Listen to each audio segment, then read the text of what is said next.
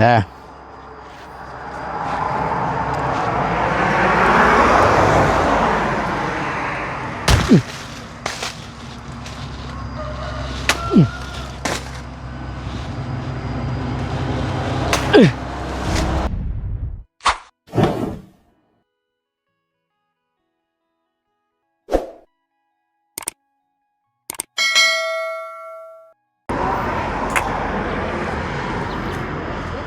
สิไปเสียดิบาดนี้เนาะ โอ้ยฮ้อนแดดกันยังไปละบาดนี่ไปทั้งใดไปซ่อนปลาไปซ่อนปลาโอ้เชื่อได้มีตู้เราไปหากินเก่งได้พี่น้องไอ้มานคิ้วช่างนี่ทางแม่น้องดอกแค่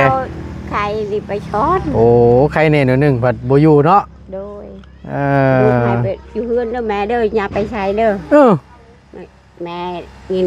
ดีๆแม่ไปช้อนกินยังอยู่เฮือนให้แข็งแห้งก่อนจังไปซ่อนลูกชาวช่างบอกนั่นบ่โดยผัดใครเน่ผัดไปเลยคือโบยูเฮือนก่อนอยู่เฮือนบ่มียังกินอยู่เฮือนหมูมียังกินโอ้ยเนาะลำแม่ยังไม่ได้กินบ่แต่ไปซักยาได้ไปซักหรือบ่สัญญามื้อนี้ซักแล้วมาแล้วไปหากินบัดนี่มาเตชงแม่ซักยากะไปดำให้อีกโอ้บริแหงเอื้อยอยู่บ้าน4 ปีโอ้มาโฮมไปก่อนตู้เรากำลังสิไปพี่น้องเอ้ยเนาะเข้าโฮมก่อนสบายดีเด้อสบายดีสิไปหาทั้งใดนั่นไปทางนี้ทางเก่าไปมองไก่มองไปสิลงหันบ่ไปจอบเบิ่งเด้อว่ามันยังอยู่บ่เมื่อต้มแล้วไข่มันโอ้ย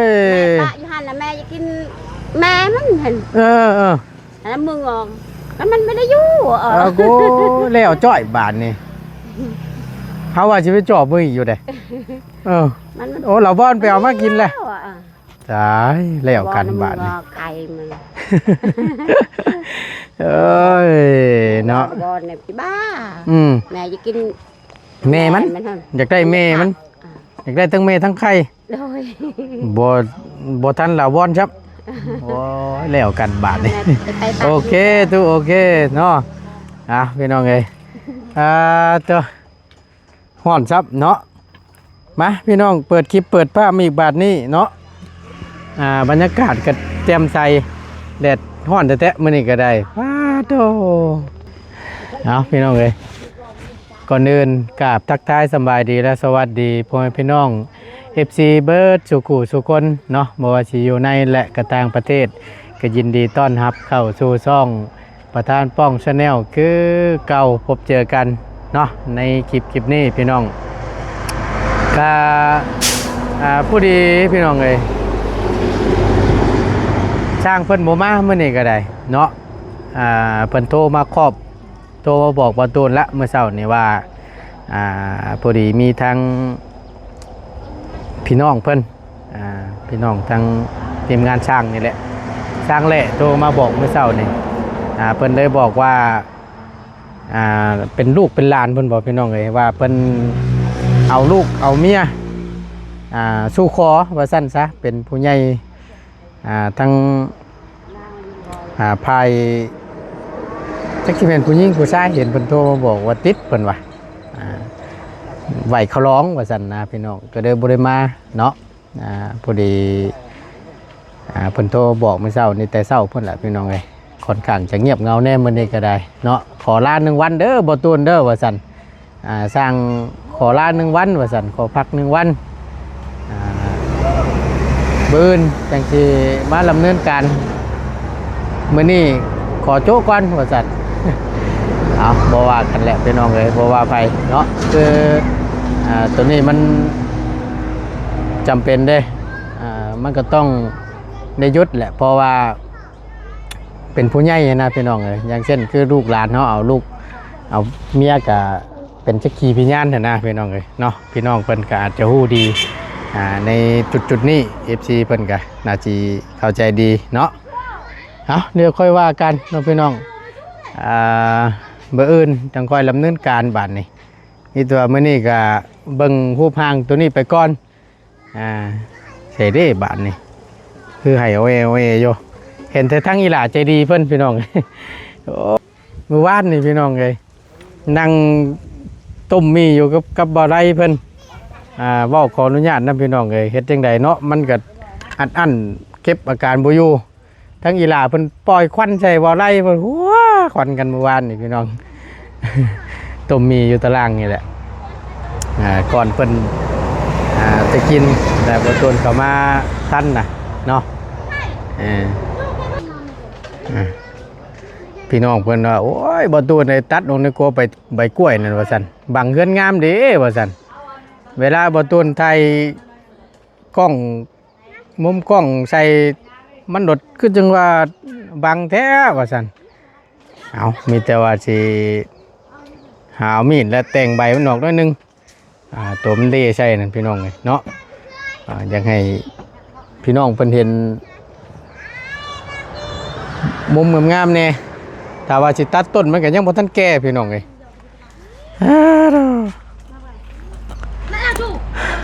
ฮ้อนแท้ๆ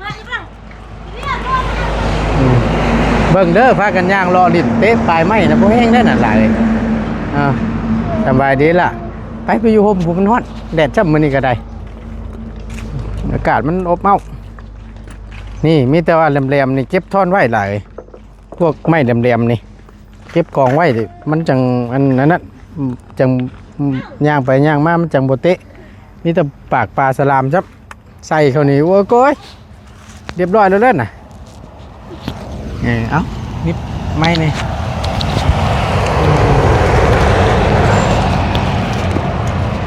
แม่เจ้าไปไสมันนี่ไปปลูกข้าว ไปปลูกข้าวอยู่บ้านชุกี้ปลูกข้าวซอยไปล่ะซอยเอื้อยสาวล่าซอยเอื้อยสาวล่าปัญหาแห้งกันนี่บ่เจ้าก็ได้อยู่เอาน้องมานี่กินละบ่ข้าวได้ยังกินเคยกินไข่ไก่ โอ้คักต้มมีใส่กับไข่ไก่โอ้คักแล้วแซ่บเพิ่มจังนี่เนาะโอ้มันก็เบิดเท่านั้นแล้วพี่น้องเอ้ยจานข้าวใส่น้ำประจักษ์จุดยอดแซ่บ เมื่อวานนี่เพิ่นกินอยู่เมื่อวานนี่แต่ว่าแม่เพิ่นโจมาน้ำดังเพราะว่ามีไข่น้ำว่าซั่นว้ายว่าซั่นแต่พอเราต้มไข่ไก่เพิ่นต้มเดี๋ยวมีไข่ใส่หวานนี่เยอะเรียบร้อยแล้วแหละ มันก็แซ่บไปอีกอย่างนะพี่น้องไงสุดแหละ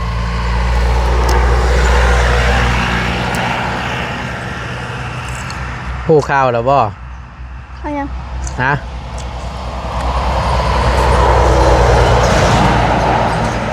สร้างเพิ่นบ่ได้มามื้อนี่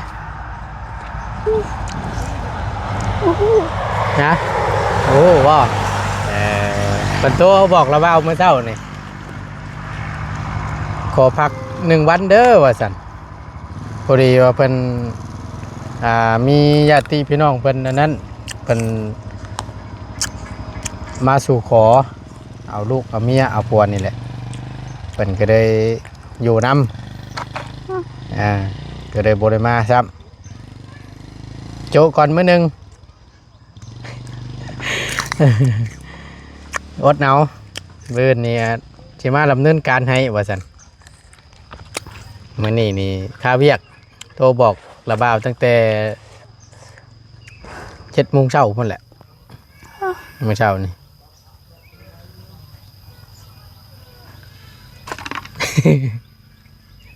เป็นได้ไรดินี่ไม่เป็นยังกึ่งงักแต่บ่มันเป็นคือโชว์โปเก่งแต่บาทนี่บ่มีมีดบ่ผ้ามีผ้าบ่แต่เรือมาเช้า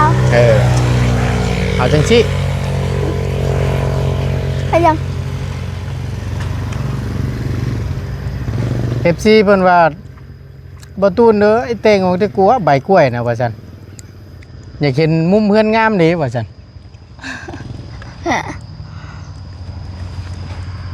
เอามีดมาแทงออกไปเออ ไปเบิ่งกันนะ ไปเบิ่งด้วยไปตัดออกได้นึงนะพี่น้องตัวมันเดใส่แหละนี่2-3ใบนี่ก็ชิดออกเลยก็โอเคเพราะว่าหมากมันยังบ่ทันได้ตึงแต่เฮาเอาไว้ก่อนนี่ถ้าว่ามันตึงก็ตัดออกจะดอกพี่น้องเลยพอยังบ่ทันตึงเดี๋ยวสิหลายพอมันนี่ที่บ่ตูนถ่ายไปสิแหละพี่น้องเพิ่นจะแต่งออกแน่บ่ตูนได้สัตว์จะได้ บ่ตูนมีแต่แบบนี้เลย อันงอๆยาวๆบ่มีบ่ล่ะเจ้าสิฮอดบ่ฮอดอยู่บ่ล่ะ มันบ่ฮอด บ่ฮอดครับแนะนำบ่ให้ตัดต้นได้เด้อ ฮะ แนะนำบ่ให้ตัดต้นได้บ่บ่เทิงล็อกเจ้าน่ะโอ้ก็อยู่ทันตาย โอ้ เตี้ยโพดเลย ยมนั่นแหละตัวเทิงแล้วบัด ไม่ต้องไม่อยู่ทันอะไร ฮะบ่ฮอดซ้ำติ ฮอด เอาจังซี่เบิ่งพี่มามาจับกล้องให้ละบ่าวนี่จับถ่าเด้ออยู่หั่นละ ว่าจะขึ้น แล้วบ่าวสิยื้อใส่นี่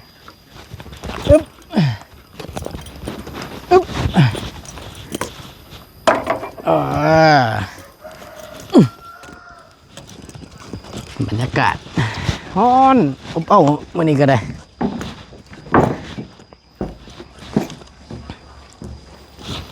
ยึบ ระบาบริยานบ่ ฮะยันยังเอากระจับอยู่เด้อ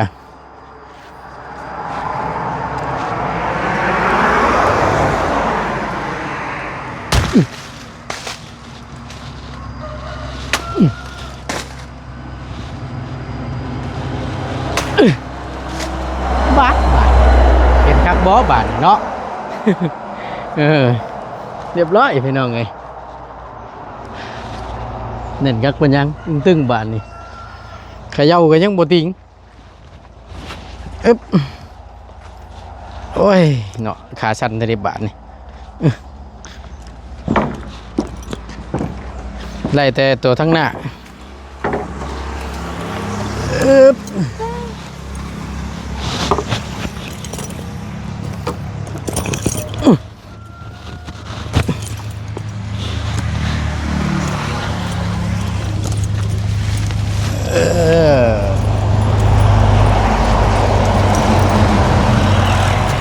ว่าใจยาง ยางย่อยเจ๊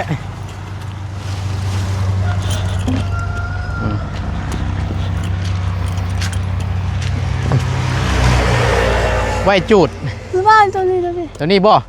เอาบ่ตัวนี้กะตัดบ่ตัวนี้กะ เลย ตัดยางตัวนี้โอ้โห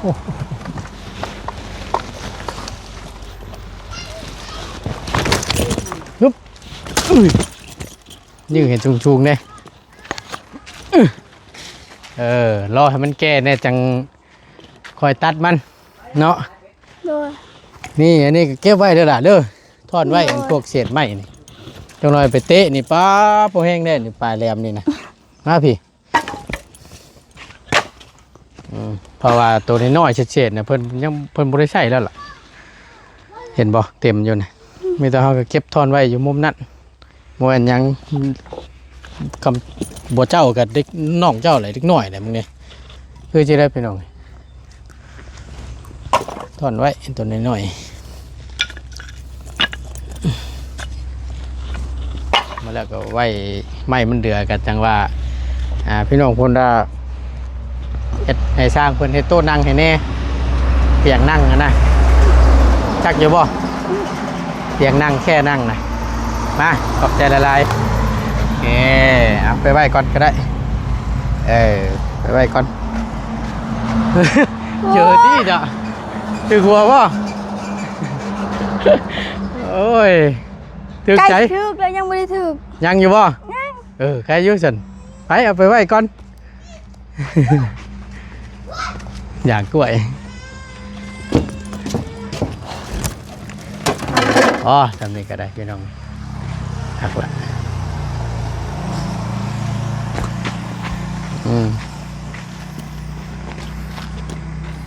นี่อันตรายจะได้นี่แรงบ่จ่อยอยู่เตะเขานี่ว้ายมีแห้งตีนยาวๆแหละนี่น้อยนั่นล่ะเก็บมาพี่ตัวนี้น้อยอันเศษๆนะเก็บมาพี่ก็ได้ว่ามาตะเลนดินไปเตะเขานั่นป๊าดโธ่ไว้กองนี่มาแล้วเพิ่นอยากใช้เลยเพิ่นมาหาเอานี่เพื่อเป็นเห็ดหมอกเห็ดหยัง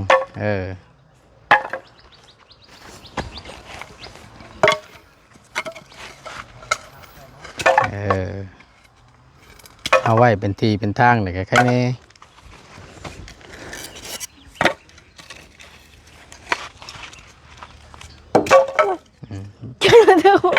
เบิ่งในมันจิตึงระเบ้าก้อนแล้วนี่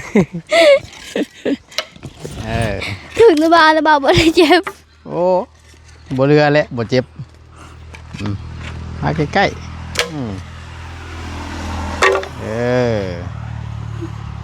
เศษกับค่อนข้างจะ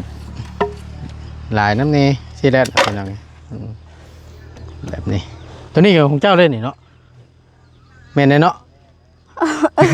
แม่นเนาะไม่เฮือนเจ้าเลยตัวนี้เฮ็ดบันไดบ่พี่น้องไอ้แม่ตัวนี้เจ้าไม่แม่บันไดประจักษ์ตัวนี้ดื่มเบิ่งในบ่ตูนกันสิแม่นได้ตามเบิ่งเนาะเจ้าว่าแม่นบ่มันแม่บันไดบ่คูณ15ประจักษ์บ่15กับ12นี่ไม่เช่นนี่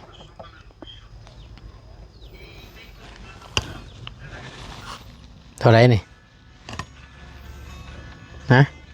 ว้าวเบิ่งกระคักนี่เลขยังเลขยัง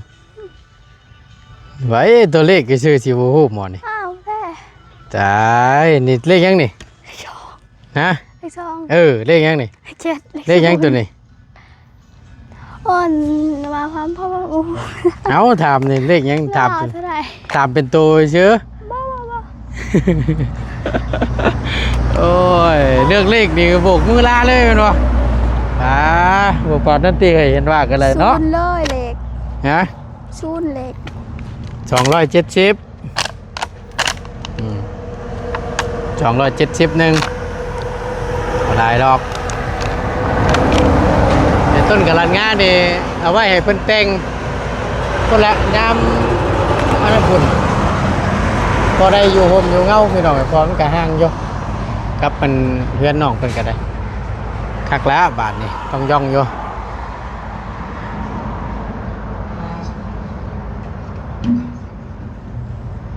เคยคิดอยู่บ่นี่ว่าสิเห็นภาพแบบสิตั้งอยู่ข้างหน้า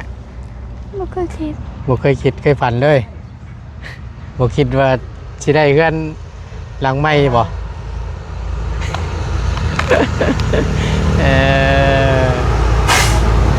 กันนี่แหละพี่น้องเอ้ยที่พี่น้อง FC เพิ่นผู้ใหญ่ใจดีเพิ่นผู้เพิ่นคอยรุ่นคอยชมแต่ก่อนนะพี่น้องเอ้ยที่ยังบ่ทันได้มีงบเข้ามาเพิ่มเติมหรือว่าได้ยกได้ย่อแบบนี้เพิ่นก็หวังอยากให้เฮือนเจ้าได้ยกได้ย่อหรือว่าได้รับข่าวดีจากผู้ใหญ่เพิ่นเพราะว่าหลักๆเลยก็เป็นทั้งอีหล่าเพิ่นนี้แม่นบ่ไปเป็นคนพ่อเจ้าเรื่องนี้บ่เตียงพ่อเจ้าอยู่ไสตอนมาแต่สอนห้อยจอนอยู่ไสล่ะอยู่โรงงานนะอยู่โรงงานพ่ออยู่หั่นผู้ดีบ่นี่บางเงินใกล้สิฮอดนี้เอาย่างมาย่างมาหาเพิ่นขี่รถผ่านบ่เพิ่นก็เลยแวะถ่ายคลิปตกใจอยู่บ่ทีเด็กตกใจส่งของขาดส่งขาดน้ำเน่ผู้ออกมาอายตอนนั้นช่วงกระขาดโอ้ยยังบ่จักความเสียดอยากเมื่อเชื่ออยากเมื่อแล้วเนาะส่งขาดเนาะอยู่กับจักอายได้ติเฮ็ดได้ฉันจังบ่ได้บอกน้ำเพิ่นแต่ว่าไม่เชื่อ ส่งการก้นบ่ บ่เขานุ่งสองลาย อ่า สองพื้น แต่ส่งคาดยืนเว้ากับบิดใจบิดขวดได้เนาะ เออเขาว่านะเขาอยู่ข้างล่างนะสาว ลีกแอบอยู่ทั้งหลังละสาวพวกกองมีนี่บ่สาเหตุที่แอบมันแม่นยังอยากอายช่วงคาด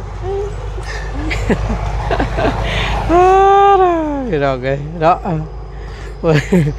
จังหวะแต่เนาะมาแต่สอนจงขาดได้อยากอายนั่นแน่เรื่องย่านนะบ่ย่านปานใดบ่ ไปย่านอยู่ ย่านอยู่ ย่าน แต่ยังบ่อายซับสงขาดเนาะตัวสงขาดนี่ติเนาะ โอ้ยพี่ดอกอีว่าได้เอาเนาะกะ แล้วก็เริ่มมาเลยบัดแล้วก็ทีมงานเนาะก็แวะเวียนเข้ามานี่แหละพี่น้องเอ้ยก็จนได้ทำความฝันให้กับน้องเพิ่นจนเป็นจริงเนาะก็หลักๆเลยก็ต้องขอบบุญขอบคุณขอบใจผู้ใหญ่ใจดีได้หลายท่านพี่น้องเอ้ยเพราะว่าที่พี่น้องผู้ใหญ่ใจดีเพิ่นฟังไทยฝั่งลาวเฮาแน่ต่างประเทศน้ำแน่เนาะที่ได้ร่วมกันชมทบกันเข้ามาก็ขอบบุญขอบคุณแทนน้องเพิ่นหลายๆก็จนได้มาฮอดมื้อนี้ฮอดปัจจุบันนี้เนาะก็นี่แหละพี่น้องเอ้ยก็ขอบบุญขอบคุณพี่น้อง FC ที่คอยผลักดันแล้วก็ให้กำลังแรงใจทางอีหล่าเพิ่นเนาะตะกี้ก็คือจะว่าเว้าบ่เก่งบ่ ย่าน ญาติหลายกว่าบัดเดี๋ยวนี้เนี่ยเว้าน้ำจมบ่ทันเพิ่นลึกน้ำในเด้พี่น้องเอ้ยเว้าตูดมาแรกๆนั่นชื่อได้บ่เราว่ามามื้อแรกเลยก็บ่ยาวชื่ออยู่ไสวันนั้น อยู่ไสข้างเฮือนเจ้านี่เนาะอยู่ข้างเฮือนนี้แล้วเว้าขึ้นมาช่วงแรงเนาะตอนแรงแล้วอ่ะเนาะ ขึ้นมาพร้อมบ่ยาวพากันเดินทางขึ้นมาช่วงนั้นน่ะพี่น้องเอ้ยยิ้มอย่างเดียวตอนน่ะ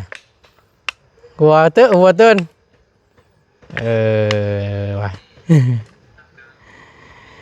พี่น้องเอ้ยก็สิประมาณนี้แหละมาอัปเดตให้เบิ่งน้ำกันอีกมื้อนึงเนาะสร้างเพิ่นถือว่ามาแจ้ง FC นำอีกข้อมนึงเนาะสร้างเพิ่นขอลางาน1วันเด้อพี่น้องเด้อมื้ออื่นสิมาดำเนินการต่อเนาะเดี๋ยวน้ำเราเบาถือมาอยู่ในรถเบาบุญน้ำแซ่บเราเบาลึกปุ่งเลยเมื่อคืนนี่ นี่ไงได้บักปุ้ง หมอเลยน้ำเธอเดี๋ยวสิเปียวมาให้อยู่รถเด้อโอเคเนาะไปลำลาแหละอยู่ดีมีแห้งสบายดีปะลุงก่อนไก่ย่ามออกแล้วเล็บนี่จักมือกำหนดมันหรือว่าล้นเติบบ่ ให้ชุมันก็ออก โอเคแต่ก็นานนะชาวให้ชุมันออกรุดเฉย รู้ใช่ แน่เนาะ น่าชาวเห็นงามแล้วยังแค่คือการ ก็มันว่างามเสียใจมันก่อย น้องหลาบน้องจื้อแล้ว